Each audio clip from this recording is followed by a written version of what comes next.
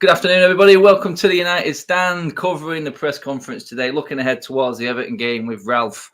Hope you're all doing well. Quickly, check out the top corner of the screen there. Sorry, that corner. No, it's that one, isn't it? Yeah, get the camera angle right.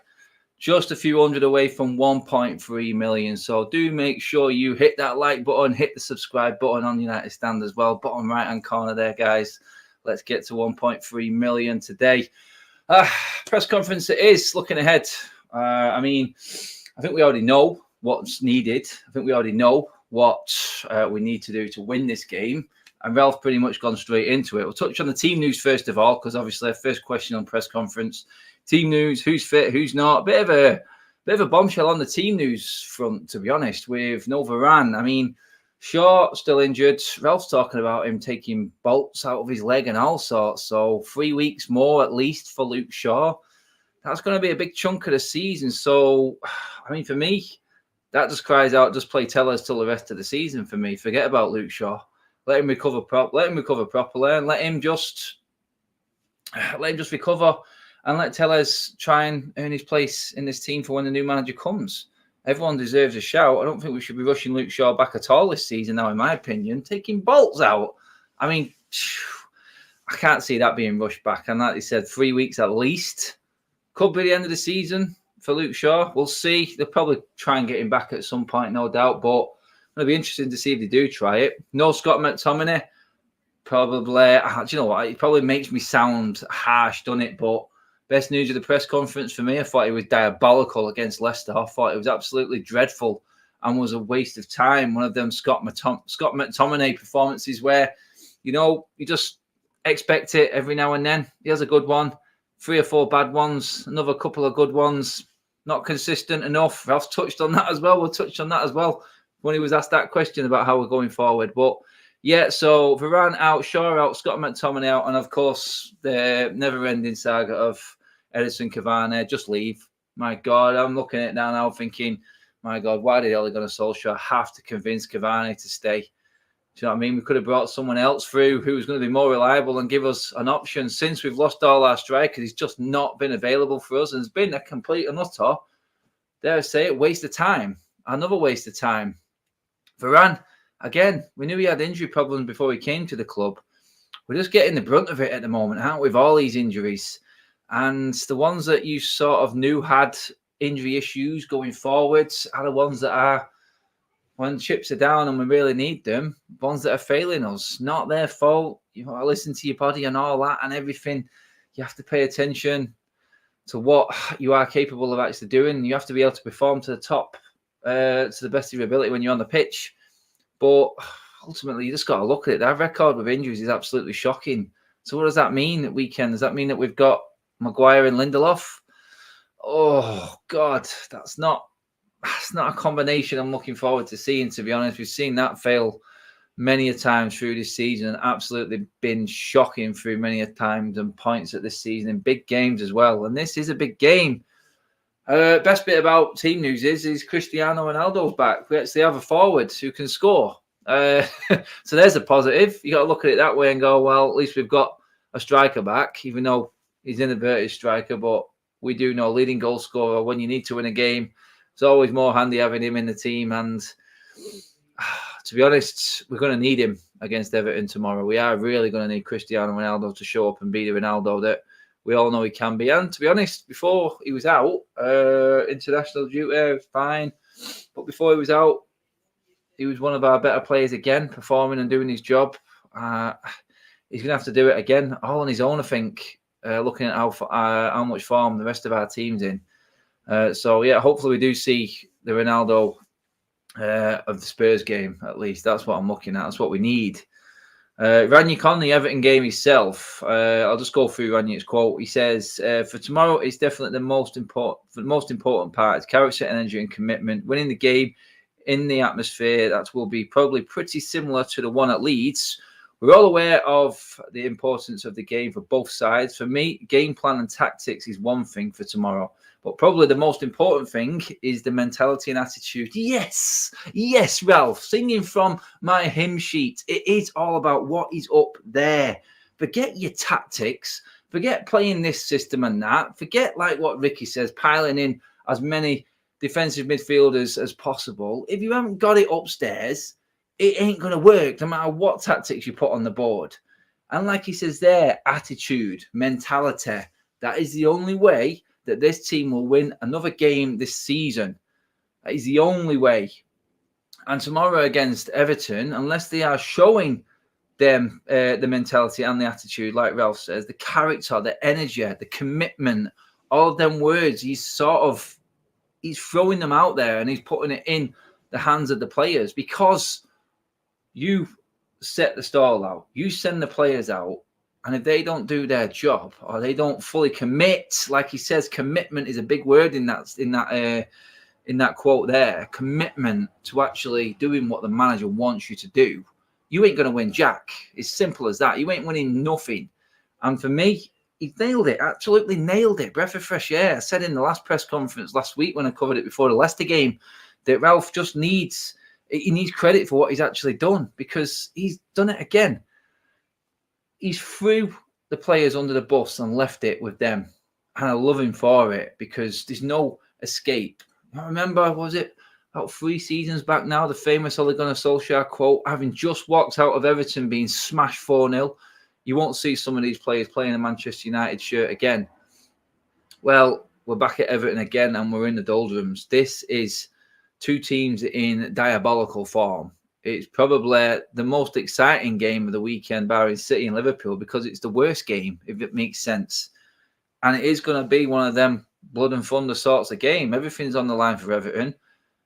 Champions League on the line for Manchester United. And like Ralphie says there, unless them players actually show exactly what he needs for his philosophy, his tactics, his structure to come across, unless they show that commitment to it, then we could easily see, I don't know how bad Everton have been, but we could easily see a similar sort of, well, I don't expect it to be 4-0 to Everton, but in terms of performance, yeah, that is key in all of this. So them injuries, alongside what Ralph said there, I think he's accepting that the better players in certain positions aren't going to be available, and the rest of everyone who's coming in is going to have to be fully committed and show that commitment on the pitch and have that mental status to get through this game, because that Everton crowd is going to be rowdy. That Everton crowd is going to be boisterous. We know what it's like at Goodison Park. I mean, I've been there many a times and not had very many decent experiences. So we know what's coming. The players will know what's coming. It's down to them to prepare themselves mentally to deal with it and perform to the level that they should be performing. Standard. That's a basic standard that they should be. Balance of the team. Oh, there was a cracking line, actually. Someone asked him, Ralph Rangnick, before. I haven't got the full quote in front of me, but I was watching the press conference and he came out with an absolutely brilliant reply to one of the journalist's questions, which was, Ralph, are you surprised that you haven't been able to get the results and get the team playing to the best of their ability in terms of the ability that everybody knows they have got and how good they are? Are you surprised? And he went, no. He said no because I was watching. He said something along the lines of, I've been watching before I came in as well, and I knew what I was walking into. So he's probably kept that under wraps until now, and then he's seen for himself firsthand exactly what these players are like and what he was watching before he walked into the job. He's seen what was there before, and it's not changed while he's been there. He says he's managed to change certain things and strengthen the team and shape in certain areas, but they're incredibly lacking in so many departments. There's just so much missing from this, and he gets asked then on the balance of the team. So, I mean, I'll go into what he said then in terms of the balance and everything like that. It's got to do with the kind of players we have available. Again, he made this point, and straight away he's gone in with players that are available. And he's come out beforehand and said he hasn't got that identity. He hasn't got that midfielder that he needs. We haven't got the midfielder with the right identity. The midfielder with that capability to do the job that Ralph wants him to do, to implement his structure, his system, whatever it may be, or whatever game plan he's got. He hasn't got that midfielder in the club. So we haven't got the players available. As you know, we had quite a few strikers missing in the last couple of weeks. Well, not the last couple of weeks. Actually, the last couple of weeks and months. Sorry, I misread that. In the game against Leicester, on top of that, we had Ronaldo not available. That's one reason. The other reason is the focus. The first couple of weeks, we put our focus in being more stable defensively and conceding not that many goals, which we did. Very true, we did. We did keep a few clean sheets. At one stage, we also found out then that we needed to plan a plan out of possession, off the ball, to create chances ourselves. Right now, it's about getting both parts together. Off the ball, biggest issue of all with his football team, to be honest. The work rate, like he says, the commitment to that. It's one job doing what you can with the ball, but the best teams in this league, as we know, Liverpool and City, win their games off the ball, because there's not many times that they're not on the ball because they go out and win it back as quickly as possible. The high press, the commitment in numbers, wherever the press may be triggered, and it's not always when the ball's in the opposition's half. It can get to the halfway line. I've seen Liverpool do this on numerous times. There is a trigger for certain presses through the game with them, and Klopp's got it down to a T. So for me, yeah, I see what Ralph's saying, but can you see? I've seen Rashford, I've seen Sancho, I've seen Bruno, Pogba, all these forward players just not do their job in terms of wanting to win. The will to win the ball back is massive. And there's a reason why there's a reason why Liverpool and City are absolutely miles away from everybody else in this division. And that's because, like Ralph says there, he's subtly hinting at how poor we are and where our flaws are. It's like putting both, not conceding as many goals and being more solid. I think he's saying that basically to try and cover the fact that we're not scoring a lot of goals, even though we've created chances in the past. But we're having to stabilise our defensive work, and that's come to the detriment of the forward line. I do believe that. I think he's saying that for that reason. And then for him to say we need a plan out of possession, definitely. And I do not believe that he has got that plan. And that's where I think Ralph will probably admit himself he's not been able to, like the journalist said, get the best out of this team. They just don't want to put the work rate in. They don't want to work as hard off the ball. Rashford is the prime example of that. Absolute. He'll lose the ball and then you never see him busting the gut to try and win it back. Sancho's been at flaw for that this season as well. I mean, there are players there that will do it, but unless everyone's in it together, I see Fred trying to do that, Bruno trying to do that, but there's no structure to it. There's no structure to any sort of press that we do. And he just hasn't been able to implement it because the mindset and the mentality, like he said, of these players isn't there for Ralph's idea to actually get the ball back, press, and like he says, work on that system out of possession. Into consistency, the question was asked. Renato, welcome to the members club. Cheers for joining the cheers for joining the United Stand, mates. Anyone who is interested in becoming a member of the United Stand, drop down in the description below. The link is there for that, and all the options will be made available to you there on what you want to do and how you want to go with it. Moving in, Ralph was then asked on United's consistency. And this is pretty much what I was just saying there in terms of his reply. I've actually found the quotes now. I'm not surprised. I knew that from the start in terms of how consistent or lack of consistency that this team has got with the quality that is within the squad that everyone talks about. I knew this from the start. When you see the whole process over the last 4.5 months, I think we have developed the team in some areas. But as you said, it's all about being consistent and consistency. This is what we have to start. We have to start tomorrow with the best possible performance. Starting consistency from tomorrow's game with 8 games to go. Can any of you honestly answer in the comment section, see a consistency from United going forward in these last 8 games? Now, I look at this United team and what Ralph's saying there in consistency, and it goes down to his earlier question that he answered, which was all about the actual mindset, the mental attitude and commitment of this team. You have to be all of that and some if you want to be consistent in this league. You think I'm looking at them City and Liverpool players, and they're coming off that pitch every single week with a headache.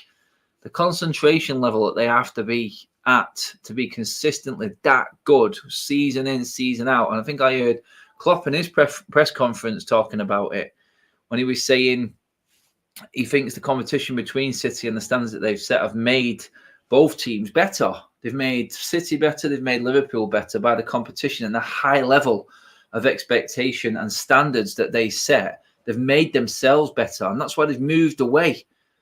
It's up here. It's the mentality, it's the attitude, the commitment to whatever that man in that manager's jacket is saying, and the ideas that he's putting across. It is quite clear within this squad that Manchester United's players just aren't on board with what Ralph Rangnick is saying and what Ralph Rangnick wants them to do on the pitch. Because we've seen elements of it early doors with the Palace game, but when you look at it and you go, right, consistency, like you said then, there's not been one other game where I could see United doing that like they did in that first 30 minutes against Crystal Palace. Mads in with another member there. Cheers for that, mate. Brilliant stuff. That's 2 new members on this press conference video alone. Nice one, guys. I will interact with some of the comments as well, guys. So I'll get your questions and everything in terms of what you're thinking for tomorrow's game as well. And with the injuries especially, I mean, who are we playing? What team are we putting out in that one? How do we set up? But yeah, I mean, consistency, looking at the games ahead, I know what he's saying. He says we need to, but honestly, I can't see it, not with the games. I can't see us getting points against Liverpool and Arsenal. That's that week that concerns me more than any, because they're just miles ahead of us in terms of that exact thing, that mentality like Ralph talked about, that mentality of being willing and committed to everything that the manager says, the work rate. Are you going to bust a gut for 70 minutes minimum and then a sub comes on if you are blowing, or can you do the 90-minute haul? Welcome to David Ryan as well. Cheers, mate, for 3 members in a row. Nice one. Loving it. Must be just my smiley face and my new haircut that you're all liking, innit? That's what it is. Yeah, no, I'm not too keen on it myself, to be honest, but it'll do. It'll do for now. But yeah, I remember it's like last night when we were talking on the fan forum about the young players coming through. I'm sure that Ralph Rangnick's actually brought them young players through in to train with the first team just to actually prove a point. Was to say, look, these kids are all too willing to take your place. And you know what? With me not going anywhere in the summer or not concerned about my job, I'll do whatever it takes to get what I need out of these players. And I hope he does. I hope we do see some of the younger players going through towards now on the back end of the season. So for me, I just think, yeah, I'd love to see a Garnacho get a show. You know what? Instead of a Rashford or a Sancho. Let them sweat it out on the bench. End of the season when all their teammates and international friends are all fighting for the major honours in European football. And where are you? You sat on the bench with a youth academy player taking your spot on the team. There you go. That's it. Do you know what I mean? All you need to look at there is, right, young player on the pitch. If that doesn't change your mindset, that guy's taking my spot here. I used to be the darling. I used to be the fans' favourite. But now this Old Trafford crowd, this United away section, wherever we're playing, is cheering a young kid's name instead of mine. If that doesn't click in and doesn't roll into what Ralph's just been talking about there in terms of the mentality, commitment, physicality, if it needs to be, are you willing to put in a battle? Can you see our forwards sticking a foot in? And I'll say now, in the comment section, you tell me one forward, guys, in our team that's going to go in for a 50-50, a challenge in the air, actually be strong and hold a player off. You tell me out of our forward players who is going to do that, who is going to have that physicality, who's going to have that physical side and do it. Ellis Hammond in the comments says, Adam, it looks like Garnacho will be in the squad versus Everton. Invaluable experience. The good experiences like that on that side of things. I actually look at that sometimes and go, if they're in the squad, then And I think next season with the 5 substitutes, this may help us a little bit with the younger players as well. But they're just not going to get on, are they? Have you noticed how regimented and routine the substitutes are now? It's the same players constantly at the same time. Seems to be the same no matter what manager comes in. And for me, it's great that Garnacho is in the squad. I think it's better that he's actually just training with the team. Because when they get to these match day squads, really, they could be just playing in the under-23s and getting game time and sharpening the game up. But really, all they do is sit on the bench, sit on the couch for a jolly and go and watch the rest of the team. Really, I'd just believe in them. If they're not going to be in contention for starting, and this is where I think next season, this and that experience, like you said, about them being with the first team in the match day and everything like that, that will work a lot better for us, especially with Ten Hag in charge. If he's got 5 substitutes to actually pick from, we've always got that chance that youth academy player now, instead of just sat there for the day out, will actually make it onto the pitch. And we could see more opportunities for our academy. So, I mean, I know it does. I'm one of them people that says that 5 substitute rule definitely benefits the bigger clubs. Oh my God, it does. But if anything, all we're going to see is more academy players and young players for every squad and every team in the league come through. So for me, I'm all for it on that side of it. And bring on the youth talent. We've got the abundance of it at the moment. It's probably come at the right time. On the new manager, he was asked, Ralph, about Ten Hag in his press conference. He completely dodged it. He stepped aside. No ball. No, thank you. Not having any of that one. He did say that he does know who the football club have been interviewing in terms of the manager's job. He knows who has interviewed for the manager's role at the club, and has himself in his own words today in his press conference, Ralph said that he knows that every single one of them managers are all very good managers. He's bound to say that, isn't he? But I think us all veering towards Ten Hag now. I think he would love to just say, look, yeah, this and that, but he's obviously told not to. His answer pretty much was, this is the press conference for the Everton game, so it's not for me to comment on that. That led him then into his role at the football club once he steps down as manager. And the question did come up regarding his future, because we've heard the rumours about the Austrian international manager's job, which apparently people were coming over to England for to interview Ralph. That was pushed aside, and he said again, look, it is literally because we all know already that I've got a job to do with Manchester United once the summer comes. He will be going upstairs in a consultancy role. So, I mean, one thing you've got to look at positive-wise, if he's actually come out today and said, look, I know who the club are interviewing, at least we know that. So, in a way, you've got to think maybe he was consulted on the management role. If he knows, then the club must have asked him. But otherwise, he would have no idea and won't be able to answer that question. So for him to come out today and say, yes, I do know who the club have been interviewing, and I recommend all their managers are quality managers, I'm like, well, happy days with that. If that's the way it goes forward in the future, I just hope that transparency comes through when the new manager comes in and he can actually speak to Ralph. We don't need to know about it. I don't care if they announce who he's speaking to or not. But as long as he does have dialogue with the new manager, then I'm happy with that, because I think we need that football content. You know what I mean? You've got Fletcher up there, and we had the debate last night about what Fletcher's doing. To be honest, we don't know. He's new in the job. He's never done it before. And like I said, until a few years down the line, you can see the fruits of his labour and what he's actually done, then there's nothing we can actually do or say in terms of what Fletcher's role is. But we know the experience that Ralph's got, and if he's upstairs, welcome to the Members Club, Mike. Another one. 4. Can we get 5 before the end of the show? We're on a roll. We're on a roll, people. Told you, the new do. Everyone's loving it. I'm joking. But if Ralph is going to be able to communicate going forward like that, then I think we're happy with that. I think we are. And it's good to actually have football people within that area of the football club in terms of the hierarchy. It can only benefit us going forward.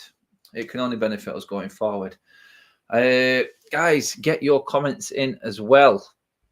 I want to go through a few of your comments now before we finish up the press conference video. Yusuf, Adam, if Ralph goes upstairs, do you think Ten Hag will get back in? Well, interesting to see that new UEFA rule coming in.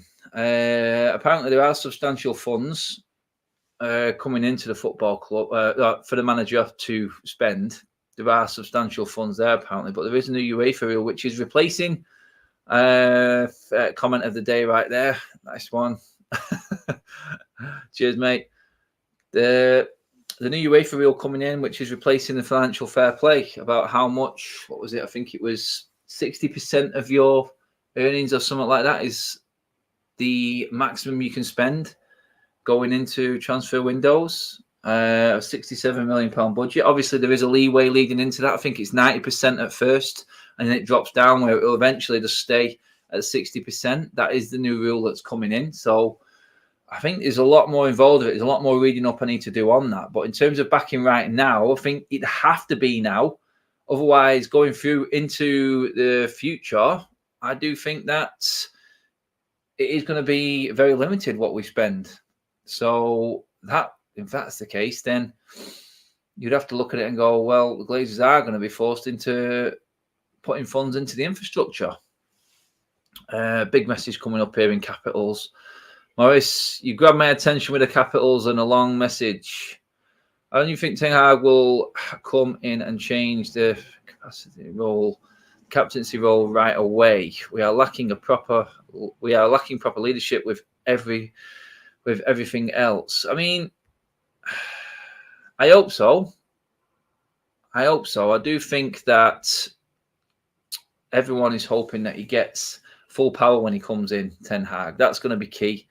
I think he is looking there, and what is being rumoured to be negotiated in terms of Ten Hag's contract is that he brings his own staff in. He makes the club understand it's a 5-year project, and he has the power to do what he wants. He has full control of transfers and everything. He's negotiating all of this in, and it's maybe an easier time for United to actually negotiate this deal with a new manager coming in, knowing about that new UEFA rule which is creeping in as well, slowly but surely, where they don't have to spend as much. So United, sooner or later, are going to have to start winning things, because that's where the money is. There's more money in winning trophies, especially the Champions League and the Premier League, than there is in sponsorship deals, because you get this every single year. And if you're right up there, then you're earning more money. So for me, I just don't understand how they can look at the commercial side of things more, because the commercial side can always dry out if this team isn't performing, because you need performances on the pitch and United to be up there at the biggest events for all these best sponsorships to come through. It goes hand in hand. You have to be up there at the top, and you will get more money as well. So the only way that United actually going forward can spend more money on players is if we're actually competing at the top and winning more, going off what UEFA are saying anyway. How many points from the last 8 games? Oh, good God. Talked about this the other day. I've seen probably 2. You can't even say there's any comfortable wins in there anymore, can you? I'm not confident about Norwich next week. Norwich at home. Jesus. It's, God, I don't know. I'm looking forward to the boxing afterwards more than the actual game. My man Luke's fighting on that undercard of Conor Benn that night. So I'm really looking forward to watching my man Luke go out boxing as well on that night. Big shout out to you, Luke, and a big follower of the channel as well. So, yeah, honestly, confidence-wise in the last 8 games, none. I mean, look at what Palace did to Arsenal. You telling me last game of the season, party atmosphere, that atmosphere at Selhurst Park, that they are not going to be well up for just doing United over? Vieira as well. Oh, I mean, come on. Yeah, and then Brighton, we've always struggled there when the fans... I can't remember us winning at Brighton. Well, yeah, the only 2 times we've won at Brighton is when we've had no fans there. So that tells you everything you need to know. Again, mentality, commitment. The players have to be right. And when the going gets tough and the crowd gets behind that home team, then you've seen what they do. You've seen what happens to this team. It's not good enough. It's not good enough. And you've just got to fear that once that atmosphere kicks up against Everton at Goodison Park tomorrow, that, you know what? It's going to be tough.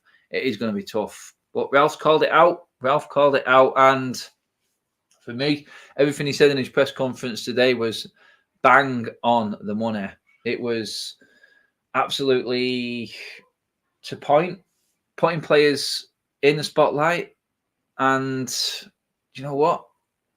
I can't really fault him. He's probably got the best position to be in right now because he can say what he wants, because he knows he's got no future in that dugout. It's quite clear that he can talk and talk with confidence about certain players and what's going wrong. It's good to see. It's good to see. If anything, players have to react now because they know the new manager's been announced. These players will know who the new manager is, and it's up to them now to put themselves in the window. Do you want to be wearing that red shirt next year, or do you want to carry on moaning, bitching, crying about certain things and not being treated right and be out of the door in the summer? Well, we all know where this fan base lies right now, and that's with no allegiance to any single one player in this squad right now. So do one if you don't want to be here next season. Do one if you're not happy with the new manager, or you don't like what apparently coming into the training ground is going to be and how hard it's going to be for you. Couldn't give 2 flying F-bombs. Sorry. Would you ever play for Manchester United, Adam? That's a weird question. Of course, everyone would play for Manchester United. I'd probably manage them better as well. I know that for certain, definitely.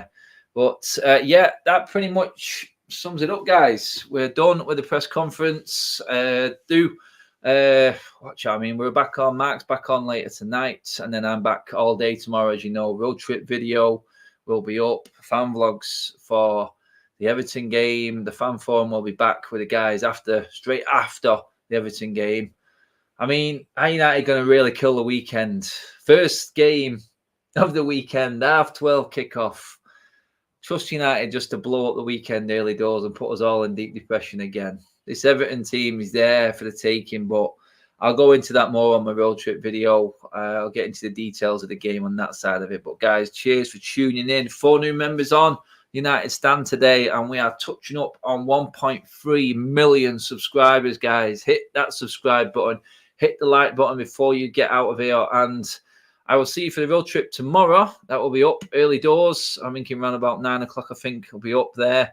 Early start for me tomorrow as well, heading over to Goodison. So fingers crossed the Reds can get us that win, because the rest of the games, like you said, guys, looking ahead, no one's really confident about getting anything out of them. So got to do it tomorrow. Must win. Ralph said it. Have to win. Need that consistency going forward.